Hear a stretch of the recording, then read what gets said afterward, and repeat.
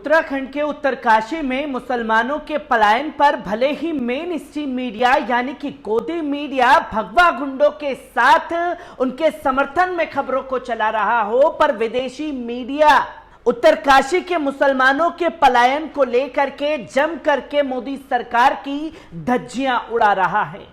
और किस तरीके से उत्तराखंड के उत्तरकाशी में इस घटना को अंजाम दिया गया है, इस पर कतर मीडिया अल जजीरा ने एक लंबा लेख छाप करके उत्तराखंड की सरकार और मोदी सरकार को बेनकाब करने का भी काम कर दिया है। अल जजीरा ने किस तरीके से लेख को छापा उसे भी आपके सामने रखूंगा, पर किस तरीके से तमाम वीडियो को दुनिया को दिखाया है, पहले इस वीडियो पर नजर डालिए।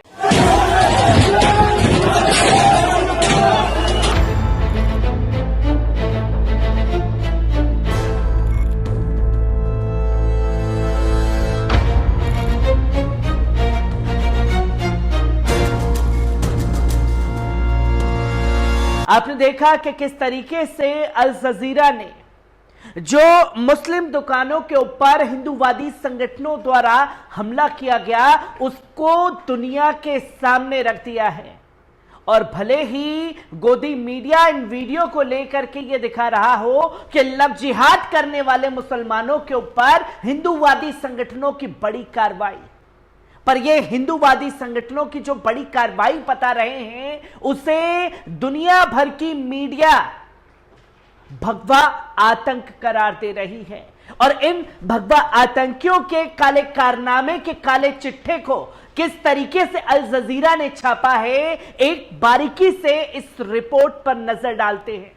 पहाड़ी राज्य उत्तराखंड में चल रहे पर्यटन सीजन के दौरान मौसम सुहावना है, लेकिन इस्लामोफोबिया का मौसम भी है, क्योंकि राज्य भारतीय जनता पार्टी सरकार और इसके संघ परिवार के सहयोगियों ने जोर शोर से प्रयास किया है तुच्छ बहानों पर मुस्लिम समुदाय के बदनाम और करना चाहती है। राज्य सरकार पूरे राज्य में मुस्लिम संतों की कब्रों के खिलाफ शुरू किए गए मजार जिहाद से लेकर मुस्लिम समुदाय को निशाना बनाने के लिए लव जिहाद और जनसंख्यिक परिवर्तन और यहां तक कि रोहिंग्या मुसलमानों द्वारा आक्रमण का ऐलान करती है।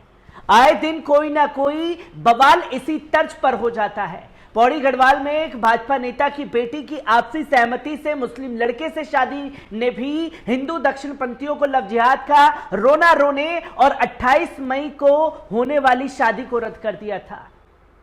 यह गोला बारूद प्रदान किया जाता है। ताजा मामला 28 मई के उत्तरकाशी जिले के पुरोला कस्बे का है, जहां स्थानीय लोगों द्वारा बाहरी लोगों को भड़काने और धमकी देने और अल्टीमेटम तीनों प्रदर्शन के बाद 42 मुस्लिम दुकानदारों को भागने पर मजबूर कर दिया। यह तब हुआ जब उबैद एक मुस्लिम परिवार जितेंद्र नाम के लड़के ने एक स्थानीय कक्षा 9वीं में पढ़ने वाली लड़की को पकड़ लिया था और राष्ट्रीय स्वयंसेवक से जुड़े द्वारा लोगों ने जुटाए गए स्थानीय लोगों ने आरोप लगाया कि लव जिहाद का मामला है, क्योंकि दोनों लड़की शादी के लिए कासनगर से जा रहे थे। इसके बाद ढोल नगाड़ों के साथ प्रदर्शन आयोजित कर ऐसा उन्माद पैदा किया गया और बाहरी लोगों को बाहर करने के लिए पंचायतें और फरमान सुनाए गए। पुरोला में 15 जून 2023 से पहले अल्पसंख्यक समुदाय के सदस्यों के स्वामित्व वाली दुकानों को खाली करने और छोड़ने के लिए पोस्टर दिखाई दिए। देवभूमि रक्षा अभियान की ओर से लगाए गए पोस्टरों में लव जिहादियों को 15 जून तक अपनी दुकानें खाली करने की चेतावनी दी गई। जब हिंदू संगठन इस मुद्दे पर महापंचायत बुलाते हैं और वे ऐसा करने में विफल रहते हैं, ये निर्भर करेगा और समय पर छोड़ दिया गया है। मुस्लिमों की दुकानों के बोर्ड भी तोड़ दिए गए हैं। बाहरी लोग की कुछ दुकान साइन बोर्ड भी हटा दिए गए हैं। मीडिया द्वारा यह बताया गया है कि धमकियों के दबाव में छोटे मोटे कारोबार करने वाले 42 मुस्लिम दुकानदारों ने 30 मई को शहर छोड़ दिया है। 9 दुकान मालिकों ने अपने मुस्लिम किराएदारों को स्वामी दर्शन भारती, एक दक्षिणपंथी नेता जो अल्पसंख्यक समुदाय के खिलाफ मुखर थे, वे कथित अनुयायी पर परिसर खाली करने की धमकी दे रहे थे। इसमें से 7 दुकानदारों ने अपना सामान पैक कर लिया और परिवहन का इंतजार कर रहे हैं। कपड़ा व्यवसाय करने वाले दुकानदार ने 7 जून 2023 को अपना परिसर खाली कर दिया था। स्थानीय पुलिस ने पोस्टर लगाने वालों के खिलाफ मामले दर्ज किए हैं और शहर में पुलिस को तैनात कर दिया है। स्थानीय मुस्लिम दुकानदारों के एक प्रतिनिधिमंडल ने स्थानीय मजिस्ट्रेट से भी मुलाकात की थी और अपनी दुकानें और व्यवसाय खोलने के लिए सुरक्षा की मांग की थी, लेकिन कोई फायदा नहीं हुआ। उत्तरकाशी जिले के एसपी अर्पण यदुवंशी ने कहा कि पुलिस ने भारी तैनात में मुसलमानों की सुरक्षा सुनिश्चित की गई है। इसी तरह की घटना में रुद्रप्रयाग जिले और गौचर शहर में उत्तर प्रदेश के मेरठ जिले के अन्य मुस्लिमों को पकड़ा गया, जिसने एक स्थानीय लड़की के साथ भागने की कोशिश की, जिसके कारण लव जिहाद के खिलाफ हिंदू दक्षिणपंथी निकायों द्वारा विरोध और प्रदर्शन हुए। मुस्लिम लड़के पर मामला दर्ज कर जेल भेज दिया गया और उत्तराखंड के मुख्यमंत्री पुष्कर सिंह धामी ने कहा कि उत्तराखंड का माहौल खराब करने की इजाजत किसी को नहीं दी जाएगी और उत्तराखंड में लव जिहाद और मजार जिहाद बर्दाश्त नहीं किया जाएगा। हरिद्वार जिले के पिरान कलियर कस्बे में हिंदू संगठन के सदस्यों ने 1 जून को एक हिंदू लड़की और एक मुस्लिम लड़के के बीच कथित दोस्ताना संबंध को लेकर नाराजगी जताई और हंगामा करना शुरू कर दिया। भाजपा और उसके सहयोगी संघ परिवार के अगले साल होने वाले लोकसभा चुनाव से पहले पहाड़ी राज्य उत्तराखंड में इस्लामोफोबिया फैलाने की अपनी समय रणनीति शुरू करती है। दिलचस्प बात यह है कि देहरादून के एक प्रसिद्ध हृदय रोग विशेषज्ञ आरएसएस कार्यकर्ता का एक वीडियो प्रसारित किया जा रहा है। कथित वीडियो में डॉक्टर ये भविष्यवाणी करते हुए सुनाई दे रहे हैं कि उत्तराखंड अगले 5 वर्षों में एक और कश्मीर बन जाएगा। उन्होंने ये दावा करते हुए कहा, सुना जाता है कि प्रसिद्ध हिंदू तीर्थ स्थल केदारनाथ और बद्रीनाथ में मस्जिदें बन गई हैं और हजारों रोहिंग्या मुसलमान देहरादून में बस गए हैं। इस तरह की घोर नफरत फैलाने वाले के खिलाफ राज्य सरकार द्वारा कोई कार्रवाई शुरू नहीं की गई। सत्तारूढ़ बीजेपी ने मार्च 2022 के चुनाव के रुझानों को उलटकर और 2022 चुनावों में जीत हासिल करके उत्तराखंड के उच्च जाति प्रभुत्व वाले हिंदू बहुसंख्यक राज्य के बीच मुसलमानों को डराने के गुजरात फॉर्मूले के पहले ही परीक्षण लिया था। इस बार का नारा था मजार जिहाद, जो उत्तराखंड के मुख्यमंत्री धामी द्वारा गढ़ा गया था, जो पिछले साल विधानसभा चुनावों में पार्टी की चुनावी रणनीति प्राथमिक लाभार्थी लव जिहाद के मुद्दे और मुसलमानों पर आक्रमण के कारण राज्य की जनसंख्यिक बदलाव का भी अक्सर ऐलान किया जाता है। धामी की घोषणा के बाद से वन विभाग और प्रशासन के पिछले 1 महीने में जंगल और सार्वजनिक भूमि में 325 से अधिक मजारों को ध्वस्त कर दिया गया है, जो लगभग 1 सदी से भी अधिक पुरानी थी। कुछ हिंदू मंदिरों को भी हटा दिया गया है, लेकिन जंगल के कई प्रसिद्ध हिंदू मंदिर बरकरार हैं। नैनीताल हाईकोर्ट ने भी सरकारी जमीन पर कब्जा करने वालों को कोई राहत देने से इनकार कर दिया है। हम किसी के खिलाफ नहीं हैं, लेकिन मजारों या किसी और चीज के नाम पर अतिक्रमण अनुमति नहीं दी जाएगी। हम लैंड जिहाद को पनपने नहीं देंगे। हम कानून में विश्वास करते हैं। हम किसी का दृष्टिकोण नहीं होने देंगे। पिछले 3 महीनों में प्रिंट मीडिया और सोशल मीडिया में राज्य के मैदानी इलाकों में अवैध मजारों और मुसलमानों की कॉलोनियों के पनपने के बारे में कहानियां प्रसारित की गई हैं। यहां तक कि सत्तारूढ़ दल के करीबी कुछ राष्ट्रीय टेलीविजन चैनलों ने भी राज्य में अवैध मजारों के माध्यम से भूमि जिहाद या अभियान शुरू कर दिया है। यह आरोप लगाया था कि 1000 से अधिक अवैध मजार बन गए थे और कांग्रेस पार्टी को बदनाम करने के लिए आरोप लगाया गया था कि ये 2004 में कांग्रेस के शासन के दौरान बने थे। दिलचस्प बात यह है कि मुख्य विपक्ष कांग्रेस ये समझने में विफल रही है कि और भाजपा रणनीति का जवाब दे। कांग्रेस पार्टी के नेता, जिनमें राज्य के लोग भी शामिल हैं, मुसलमानों के साथ किसी भी मुद्दे पर कोई स्टैंड लेने से डरते हैं। कहीं ऐसा ना हो उन्हें मुस्लिम समर्थकों के रूप में चित्रित किया जाए। कांग्रेस नेता पुरोला की घटना पर टिप्पणी करने से भी डरते हैं। दूसरी ओर भाजपा और संघ परिवार ने सोशल मीडिया और धरातल पर इस्लामोफोबिक अभियान को सफलतापूर्वक चलाया।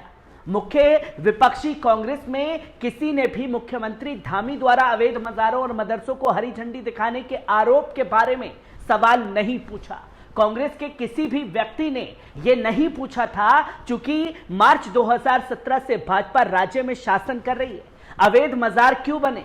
यदि ये पहले से पिछले वर्षों में क्या कार्रवाई की गई? आरएसएस के एक वरिष्ठ पदाधिकारी के बेटे द्वारा अंकिता भंडारी की जघन्य हत्या, विभिन्न भर्ती परीक्षाओं के प्रश्न पत्र लीक होने और उनमें भाजपा नेताओं की संलिप्तता, बढ़ती बेरोजगारी और लाठी सहित राज्य से संबंधित कई मुद्दों पर भाजपा की दीवार खड़ी हुई है। घोटालों, बिगड़ते स्वास्थ्य ढांचे और विभिन्न स्थानों पर जमीन धंसने की कार्रवाई की मांग कर रहे बेरोजगार युवकों आरोपी। हालांकि भाजपा इस्लामोफोबिक मुद्दे को उठाकर इन मुद्दों को दरकिनार करना चाहती है। दिलचस्प बात यह है कि राज्य बहुसंख्यक समुदाय के वोट खोने से भी डर रहा है। इसके कुदाल कहने को तैयार नहीं है कि पौड़ी गढ़वाल के बीजेपी नेता यशपाल बेनाम की बेटी के मुस्लिम लड़के दोनों परिवारों की आपसी से सहमति शादी होने पर हिंदू दक्षिणपंथी को लव जिहाद का हवा खड़ा कर दिया। इसके बाद सोशल मीडिया पर एक स्थानीय पैमाने का एक उग्र अभियान शुरू किया गया और हिंदू संगठनों ने पंचायतों आयोजन किया और शादी को शारीरिक रूप से रोकने की धमकी दी। शादी का निमंत्रण कार्ड बांटने वाले यशपाल बेनाम को जन भावनाओं का सम्मान करते हुए शादी रद्द करनी पड़ी। विचाराधीन लड़का और लड़की भारतीय प्रौद्योगिकी संस्थान आईआईटी रुड़की के स्नातक हैं। निजी कंपनी में साथ काम करते थे। मामूली वन गुज्जर मुस्लिम समुदाय की भी निशाना बनाया गया। अप्रैल 2023 में त्यूनी और रुद्रा सेना का एक धर्म सभा आयोजित की गई। नफरत फैलाने वाले भाषणों में मुसलमानों के आर्थिक बहिष्कार का ऐलान किया गया था। राज्य में गैर सनातनियों के सामने बसने प्रतिबंध लगा दिया था और घोषणा की गई थी कि शांति कायम नहीं रह सकती। दुनिया में जब तक हर जिहादी का सफाया नहीं हो जाता, रुद्र सेना ने कहा, रहने वाले वन गुज्जर मुस्लिम खानाबदोश क्षेत्र छोड़ने की धमकी दी थी। शिकायत नहीं मिलने के बहाने प्रशासन ने कोई कार्रवाई नहीं की। सुप्रीम कोर्ट के वकीलों ने कार्रवाई के लिए राज्यपाल को लिखा।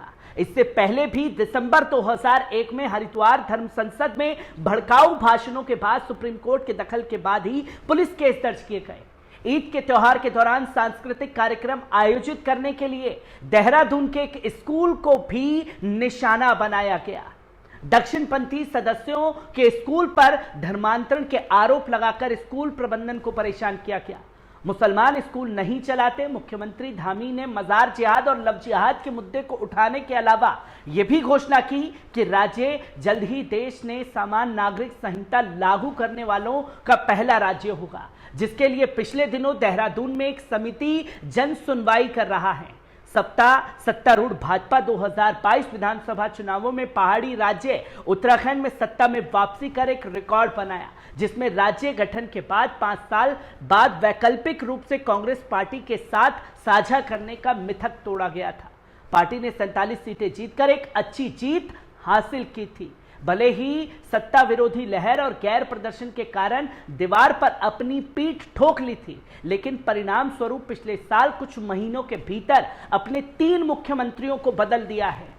विधानसभा चुनाव ये भाजपा सरकार का प्रदर्शन नहीं था जिनमें उन्हें प्रभावित किया, बल्कि प्रधानमंत्री नरेंद्र मोदी के आध्यात्मिक सांप्रदायिक अभियान और अपील ने भगवा पार्टी को मजबूत कर दिया है, जिसकी तस्वीरें लोगों के सामने आ रही है।